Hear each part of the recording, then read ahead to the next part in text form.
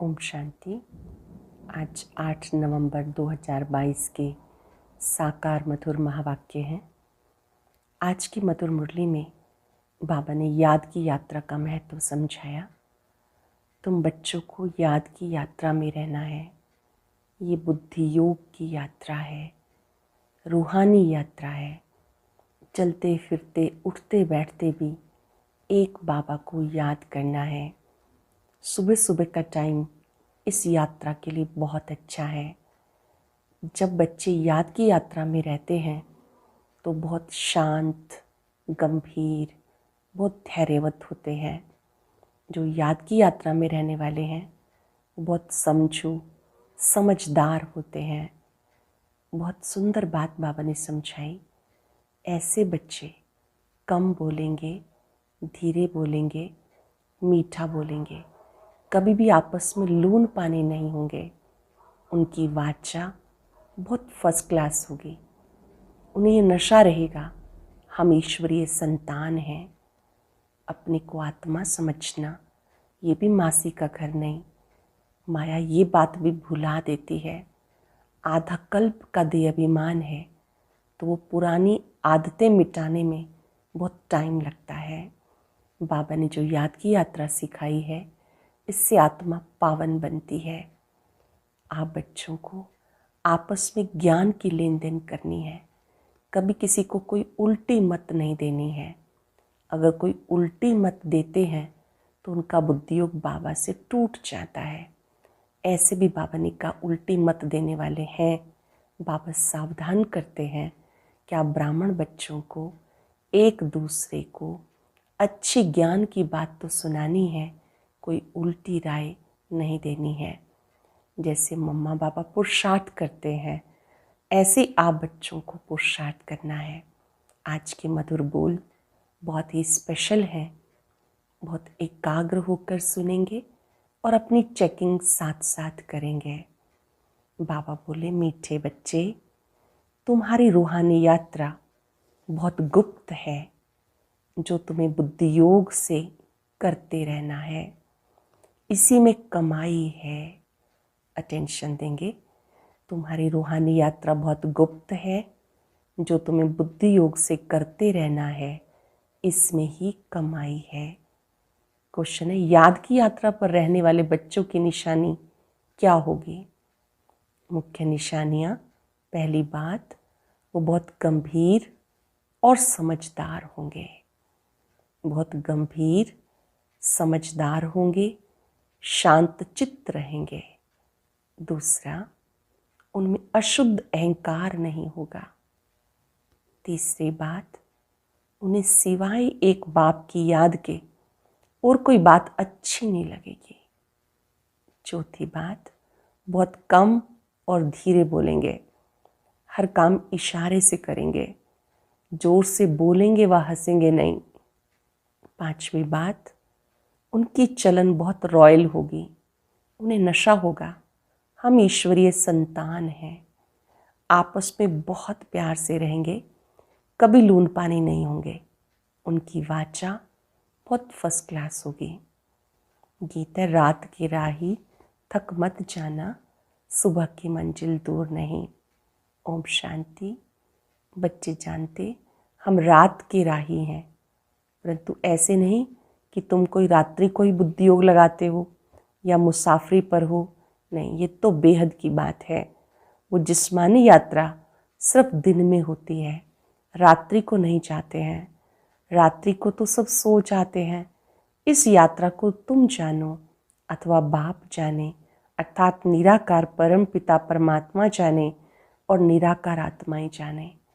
ये रूहानी यात्रा या तो निराकार बाबा जाने या निराकार आत्मा जाने। अभी परम पिता परमात्मा शरीर में बैठी यात्रा सिखाते हैं। वो कभी ना कोई शास्त्र में सुना, न कोई विद्वान पंडित सिखा सकते। ये यात्रा रात को भी, अमृत वेले भी, हर समय हो सकती है। ये यात्रा रात को भी हो सकती है, अमृत वेले भी हो सकती है। भक्त लोग सवेरे उठकर कोठरी में बैठ जाते हैं, पूजा करते हैं। तुम्हें भी कहा जाता सवेरे याद की यात्रा बहुत अच्छी होगी। क्या कहा जाता? सुबह के समय याद की यात्रा बहुत अच्छी होगी। ये है रूहानी यात्रा। बच्चे देही अभिमानी बने हैं, हम आत्मा हैं, ये निश्चय करना भी मासी का घर नहीं। घड़ी घड़ी भूल जाते हैं। बहुत बच्चे हैं जो इस यात्रा को जानते भी नहीं, बुद्धि में बैठता ही नहीं। अगर यात्रा पर चला हुआ है तो नित्य यात्रा करते रहे ना। जिसको समझ में आ गई है याद की यात्रा, वो प्रतिदिन करेंगे, नित्य यात्रा करते रहेंगे। यात्रा में फिर ठहरना थोड़ी होता है, ठहर जाते हैं, अर्थात यात्रा करने का शौक नहीं। तुम्हारी है गुप्त यात्रा, इसका वर्णन कोई शास्त्रों में नहीं है। जितना यात्रा पर बुद्धि योग रहेगा, अर्थात बाप को याद करते रहेंगे, उतना कमाई होगी। जितना याद करेंगे उतना कमाई होगी। बुद्धि का योग डोरी पहनता है बाबा के पास, इसमें आत्म अभिमानी बनना है। आधा कल्प तुम देह अभिमानी बने हो, वह आधा कल्प की आदत तुम इस एक जन्म में मिटानी है अथवा खत्म करनी है। ये कोई वैसा सत्संग नहीं है शास्त्र सुनाने का। तुम बैठे हो, अपने को आत्मा समझ बाप को याद करते हो, फिर बाप की मत पे भी चलना है जो मत ब्रह्मा द्वारा दे रहे हैं। फिर लक्षण बहुत अच्छे रखने हैं, बाबा की मत पे चलना है, लक्षण बहुत अच्छे रखने हैं। शैतानी लक्षण नहीं होने चाहिए। उसमें भी जो पहला नंबर अशुद्ध अहंकार है, उसके बाद सब विकार आ जाते हैं। तो अपने को आत्मा निश्चय करना, ये अभ्यास बड़ी मेहनत का है। बहुतों से मेहनत पहुंचती नहीं। क्यों नहीं पहुंचती? तकदीर में नहीं है। इस यात्रा पर रहने वालों की निशानी क्या होगी? बड़े गंभीर समझदार रहते हैं। एक बाप की याद के सिवाय उन्हें और कोई बात अच्छी नहीं लगेगी। शांति तो बहुत लोग पसंद करते हैं। सन्यासी लोग भी एकांत में, जंगल आदि में जाकर रहते हैं, परंतु वो तत्व अथवा ब्रह्म की याद में रहते। वो यात्रा तो है झूठी, क्योंकि ब्रह्म अथवा तत्व कोई सर्वशक्तिवान बाप तो है नहीं। आत्माओं का बाप एक ही निराकार परमात्मा है, जिसे सब आत्माएं पुकारती हैं। आत्मा ऐसे कभी नहीं कहती हे ब्रह्म बाबा, हे तत्व बाबा, नहीं। आत्मा सदैव कहती है हे परम पिता परमात्मा, उनका नाम चाहिए। ब्रह्म तो महातत्व रहने का स्थान है। बाबा कहते ब्रह्म ज्ञानी, ब्रह्म योगी कहना ये भ्रम है। कोई ने कह दिया और मान लिया। भक्ति में सब झूठा रास्ता बताते, इसलिए देही अभिमानी बन नहीं सकते। आत्मा सु परमात्मा कह दिया, फिर योग किससे लगाएं? बाबा कहते मिथ्या ज्ञान है, अर्थात ज्ञान ही नहीं, ज्ञान और भक्ति दो अक्षर आते हैं। आधा कल्प ज्ञान, आधा कल्प भक्ति चलती। बाबा आकर समझाते इन शास्त्र आदि में भक्ति का ही वर्णन है, ज्ञान अलग चीज है। आधा कल्प ज्ञान सतयुग त्रेता दिन, आधा कल्प भक्ति यानी रात द्वापर कलयुग। ऐसी सहज बातें भी विद्वान आचार्य नहीं जानते, बिल्कुल ताकत नहीं रही। तुम कहते हो परम पिता परमात्मा हमें पढ़ाते हैं। लोग तो कहते हैं परमात्मा सर्वव्यापी है, पढ़ाएंगे कैसे? बहुत माथा मारना पड़ता। एक बच्ची ने समाचार लिखा, एक सेठ ने प्रश्न पूछा, तुम शास्त्र पढ़ी हो? उसने कहा परमात्मा ने हमें शास्त्रों का सार समझाया, हमारा दूसरा गुरु है नहीं। वो अपनी तिक तिक करने लगा कि शास्त्र जरूर पढ़ना चाहिए, ये करना चाहिए। वो सुनती रही, परंतु बड़े आदमियों को समझाने की हिम्मत चाहिए। कहना चाहिए कि ठीक है, वेद शास्त्र पढ़ना है, परंतु भगवान वाच इन्हें पढ़ने से मेरे साथ कोई मिल नहीं सकते, मुक्ति जीवन मुक्ति पा नहीं सकते। पहली बात यही समझानी है, परम पिता परमात्मा के साथ आपका क्या संबंध है। कोई भी आए तो पहली बात समझाओ, परम पिता से आपका क्या संबंध है। भले आप नगर सेठ हो, सिर्फ एक बात आपसे पूछते हैं, देखना चाहिए क्या जवाब देते हैं, क्योंकि बाप को सब भूले हुए हैं। तो पहले परिचय देना पड़े, बाबा का परिचय देना पड़े, परंतु बच्चे ऐसी ऐसी बातें भूल जाते हैं, श्रीमत पे चलते नहीं।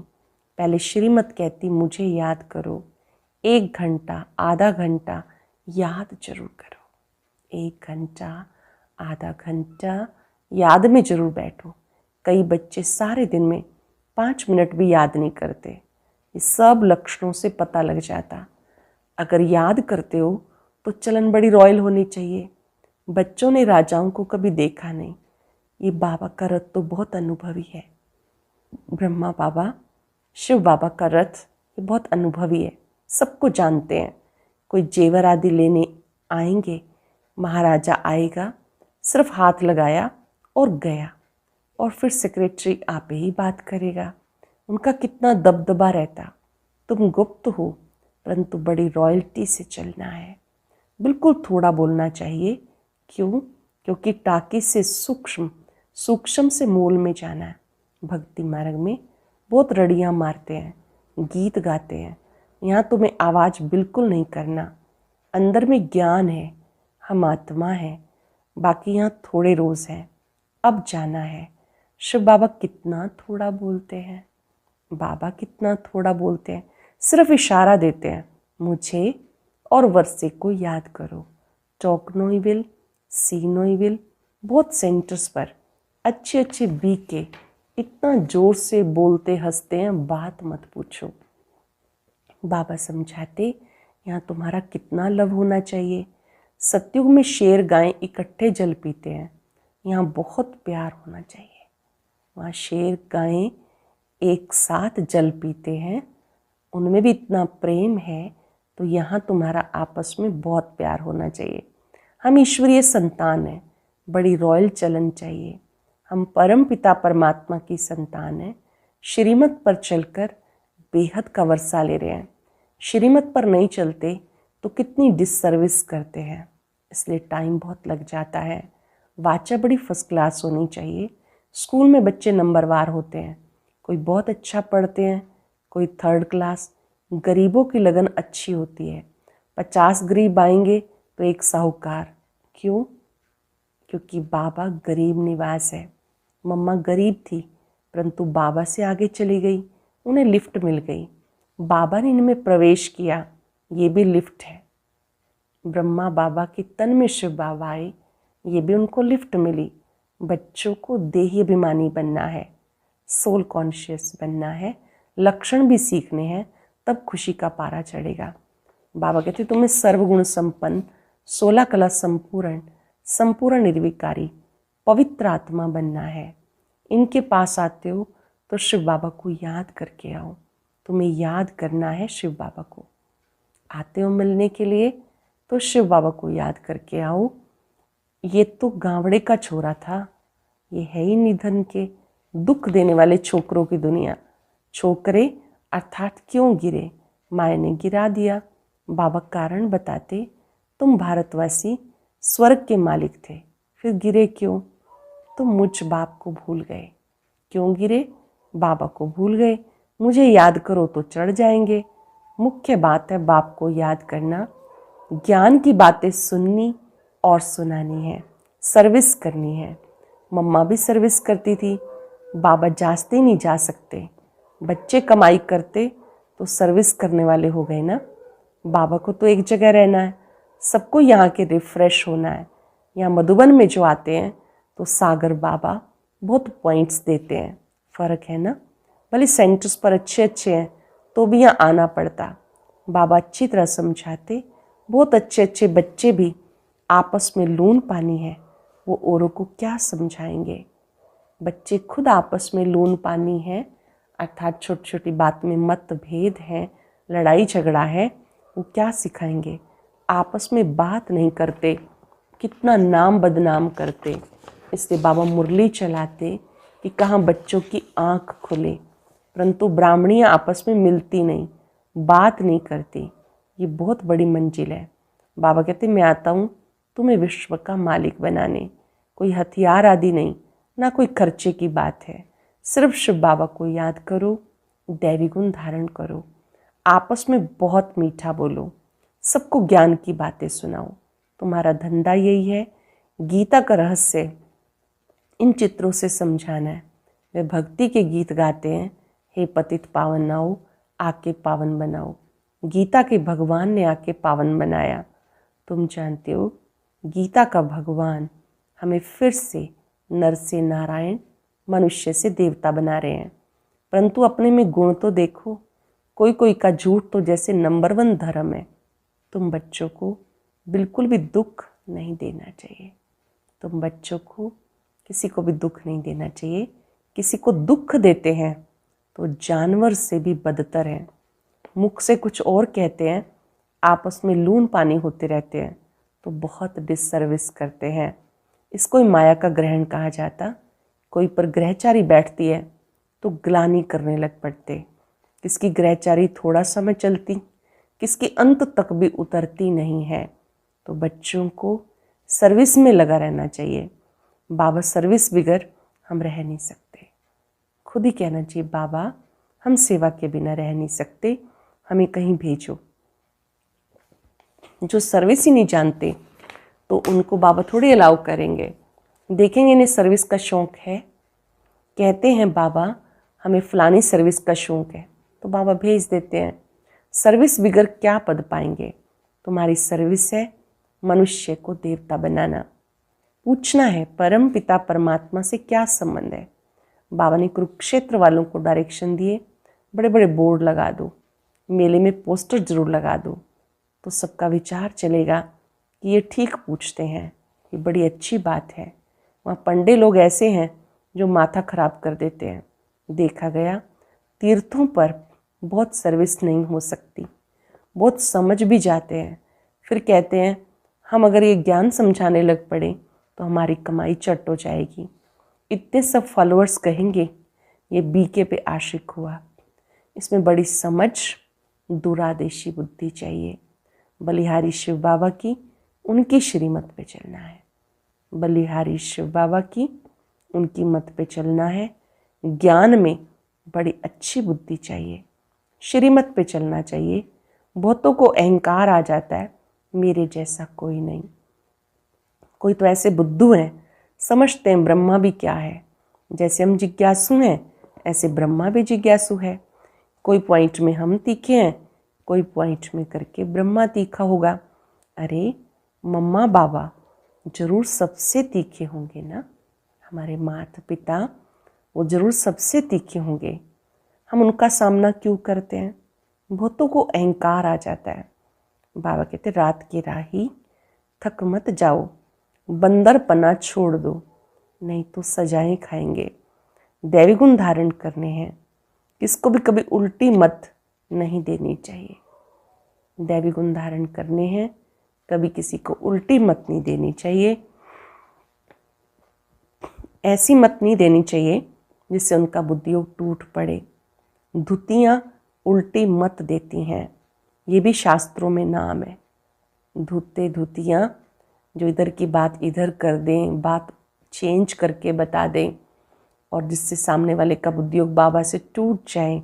बाबा कहते ये काम नहीं करना चाहिए। राम है एक, बाकी सब सीताएं। बच्चों की चलन बड़ी दैवी होनी चाहिए।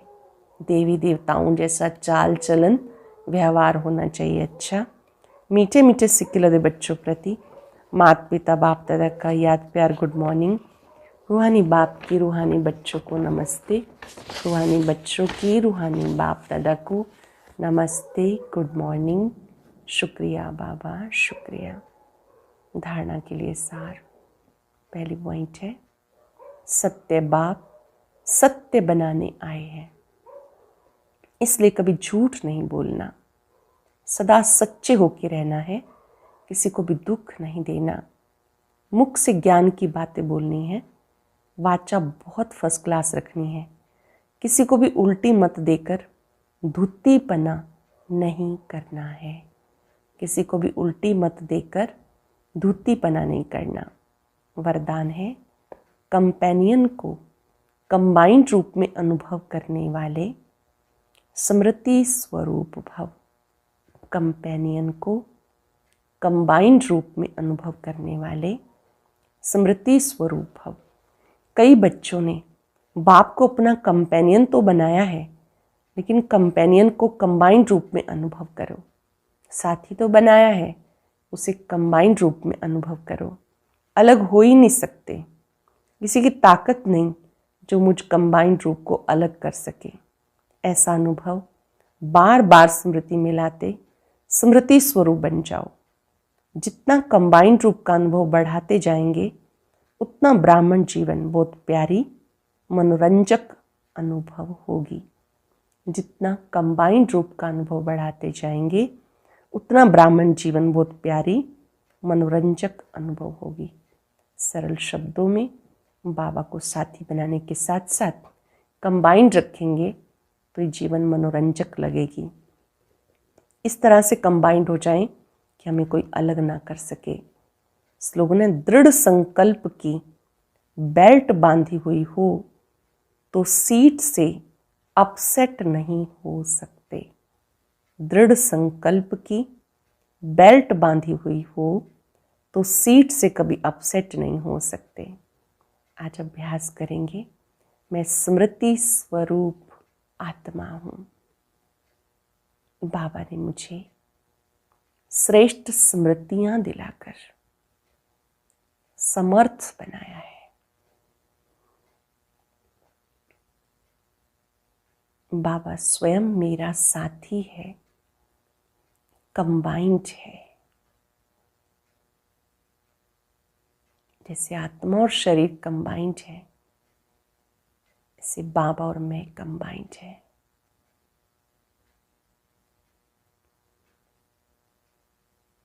बाबा की शक्तियां, बाबा का प्रकाश निरंतर मुझ पर पड़ रहा है।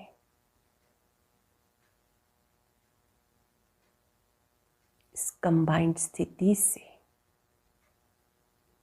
मैं आत्मा मनोरंजन का अनुभव कर रही हूँ।